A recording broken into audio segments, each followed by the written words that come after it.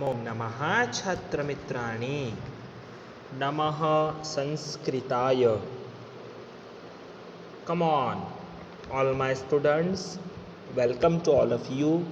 Come on, let's learn the language of happiness, that is Sanskritam. Okay, so today we will see our next, yes, what we are doing from last one day. Yes, we are doing our exam practice for the periodic assessment 1. Okay, so today we will continue our lesson with the my first activity is we will complete the some fill in the blanks, and with those fill in the blanks we will learn or we will recite or we will revise the first things about the vowels and the consonants. What we are call them? Yes, we are calling them the Sanskrit Varnamala. So let we start the activity. Yes, you will open your book. Yes, fine. Open your books, my students. Okay, students, we will continue our first activity. Yes, what these are? A, A, I, U, Ru, Ru, Ru, Ru, A, I, O, औ. ये क्या है? Yes, ये 13 क्या है students? These all 13 are Sanskrit के स्वर है ना? हाँ, तो अभी हम इन्हें देखेंगे कि ये संस्कृत के स्वर हमें किस तरह से हमें इनको फिल इन द ब्लैंक्स करना है. तो अ के बाद क्या आएगा? यस, डेफिनेटली आप बुक में देख सकते हो. क्या आएगा? आ आएगा. ओके, बाद में ई ह्रस्व है, उसका ई दीर्घ है, इसके बाद ऊ ह्रस्व है और बाद में ऊ दीर्घ है. ओके स्टूडेंट्स, हाँ, तो हम कहाँ थे? हमने अभी अभी क्या कंप्लीट किया है स्टूडेंट्स? हमने कंप्लीट क्या किया है? अ, आ, ई, उ. बाद में इसके बाद क्या आएगा? रू के बाद, ऊ के बाद, यस, पहला रू आएगा, है ना? पहला रू आएगा, ह्रस्व रू आएगा. बाद में तो दीर्घ ऊ लिखा ही हुआ है, बाद में रू है. बाद में क्या आएगा स्टूडेंट्स? देख सकते हो आप, क्या आएगा? यस, यहाँ पे आएगा आई, और बाद में ओ के बाद आएगा यहाँ पर औ. ओके स्टूडेंट्स, तो ये क्या हो गए? ये 13 हो गए स्वर की जिनका उच्चारण करते समय हमें किसी भी चीज़ की सहायता की आवश्यकता नहीं पड़ती. ओके, तो बाद में से क्या आएगा? देखो, चलो निकालो चार्ट स्पर्श व्यंजन का. स्पर्श व्यंजन का चार्ट कहाँ पे है? We can see this chart. Can we see this chart? Yes, properly we can see this chart. Okay, तो क्या आएगा? पहला है क, ख, ग, घ, ग. तो we will complete this chart now. क्या आएगा? क के बाद ख, ग आ गया, उसके बाद आता है घ, और ग तो है ही. इसके बारे में मैं अंतिम वक्त में बात करूंगा. बाद में क्या आएगा? छ के पहले क्या आता है? Yes, very good. छ के पहले आता है च. क्या आता है स्टूडेंट्स? छ के पहले क्या आता है? च. बाद में क्या आएगा? बाद में आएगा च, छ, ज. ओके, बाद में क्या आएगा? झ तो लिखा हुआ ही है, तो बाद में क्या आएगा? य. क्या आएगा? इसको थोड़ा सा ऐसे हम लिखेंगे. Okay students, fine it is. हाँ, मैंने ऐसे लिखा है. ओके, तो आप समझ सकते हो. तो आगे ट के बाद क्या आता है? यस, क्या आएगा? थ. बाद में क्या आएगा? ध. ओके, ट, ठ, ड, ढ, न. We can understood this. Okay, understand? Yeah, बाद में क्या आएगा? त के बाद क्या आएगा स्टूडेंट्स? त के बाद आएगा, क्या आएगा? थ। बाद में द तो लिखा हुआ ही है, उसके बाद क्या आएगा? ध। ओके, और न तो लिखा हुआ ही है। ओके, अभी मैं आगे बढ़ रहा हूँ। हाँ, देख सकते हैं अभी हमने क्या कंप्लीट किया? त, थ, द, ध और न। उसके बाद क्या आता है स्टूडेंट्स? उसके बाद आता है प के बाद क्या आएगा? फ आएगा। ओके, यस स्टूडेंट्स, प के बाद क्या आता है? यस, प के बाद आएगा यहाँ पर फ। ओके, ब है ही, और उसके बाद क्या आएगा?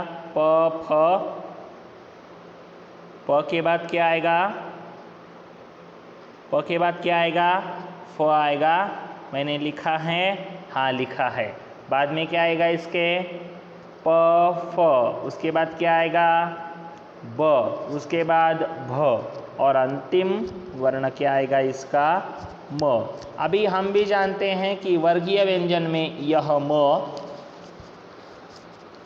बाद में ये न, ये न, ये य और ये ग, ये क्या है? ये सारे हैं अनुनासिक,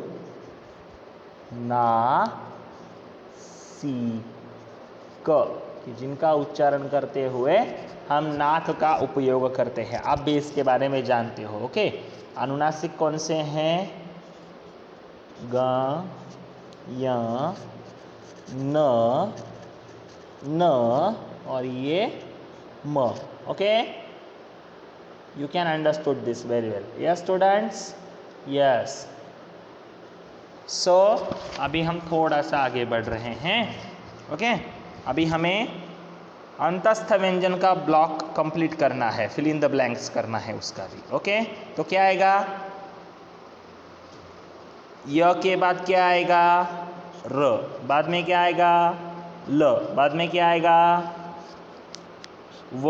ओके, और श के बाद क्या आएगा? श। उसके बाद क्या आएगा? स, और बाद में क्या आएगा? ह। इस तरह से हम ये चीज़ें कर सकते हैं। So all the best for the exam. तो मैं अभी थोड़ा सा आगे बढ़ रहा हूँ। हाँ, तो स्टूडेंट्स हमें क्या करना है? एक एक शब्द के लिंग के अनुसार हमें इसका अध्ययन करते हुए हमें इसको समझ लेना है।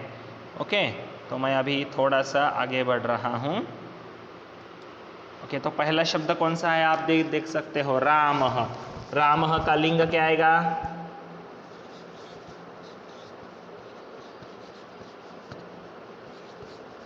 पुल्लिंग आएगा या स्त्रीलिंग आएगा या नपुंसक लिंग आएगा? We can see here. कहाँ पे आएगा राम? राम कहाँ पे है? यहाँ पे है। ओके, तो राम का लिंग क्या होगा? राम का लिंग होगा पुल्लिंग। तो लिख दूँ पुल्लिंग में? Yes, I am writing in pulling, रामः। ओके, बाद में औषधि ही है। औषधि ही का लिंग आप मुझे लिखकर भेजोगे। मैं मुनि ही का लिंग लिख रहा हूँ। मुनि ही का लिंग क्या है? पुल्लिंग है। तो मैंने यहाँ पे ये लिखा है, क्या देख सकते हो आप? यस, लिखा है मैंने। क्या लिखा है? मुनि ही।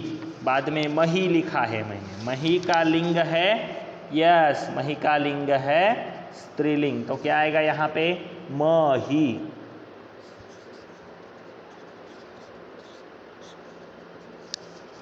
बाद में ह्रस्व इकारांत शब्द कौन सा है? मति ही।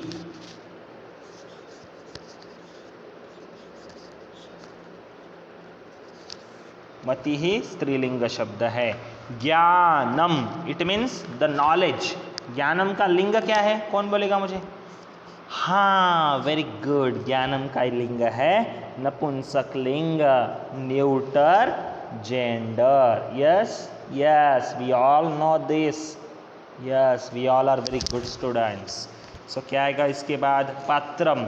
पात्रम भी कहाँ पे आएगा? यहीं पर आएगा। ओके, तो एक बार इन शब्दों को आप ठीक तरह से देख लीजिएगा। हाँ, देख पा रहे हैं आप? Yes, we can see all words, है ना। रामः है, सिंह है। सिंह कहाँ पे आएगा? जानो तो सखी कहाँ पे आएगा? ये सखी वर्ड कहाँ पे आएगा? यस, सखी आएगा स्त्रीलिंग में। ओके स्टूडेंट्स, बाद में समरह आएगा पुल्लिंग में, है ना। बाद में साधु आएगा पुल्लिंग में। इस तरह से ये वर्ड्स आएंगे। बाद में अध्यापिका आएगा स्त्रीलिंग में।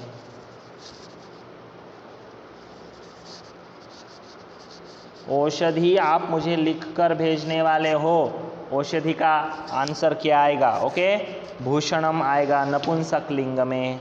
ओके स्टूडेंट्स, तो ये कुछ इस तरह से हमारा ये टोटल ओवरलुक दिख रहा है। Yes yes, we can see this. Yes, properly we can see this, है ना। तो इससे हम इतना ही समझ सकते हैं कि अलग अलग शब्दों को आपको लिंग के अनुसार अलग अलग उनको करने आना चाहिए। तो चलभाषः कहाँ पे आएगा? यस, चलभाषः कहाँ पर आएगा? चलभाषः आएगा पुल्लिंग में। तो मैं अभी लिख दे रहा हूँ, लिखो यहाँ पर।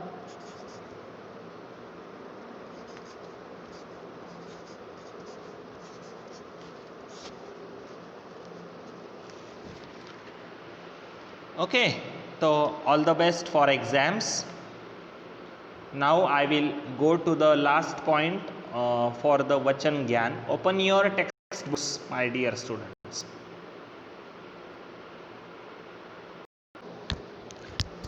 So students, वचन ज्ञान, वचन का अर्थ क्या है हम भी जानते हैं।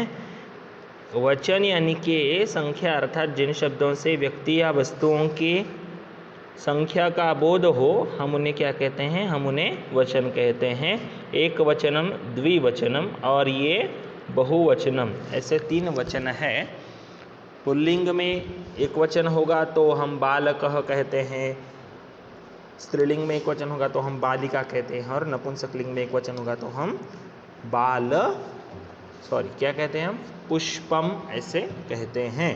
ओके, द्विवचन में बालकौ कहेंगे, बालकः बालकौ, बालिका बालिके। ओके स्टूडेंट्स, और बाद में पुष्पम पुष्पे, द्विवचन में। ओके, यानी कि 2 हो तब।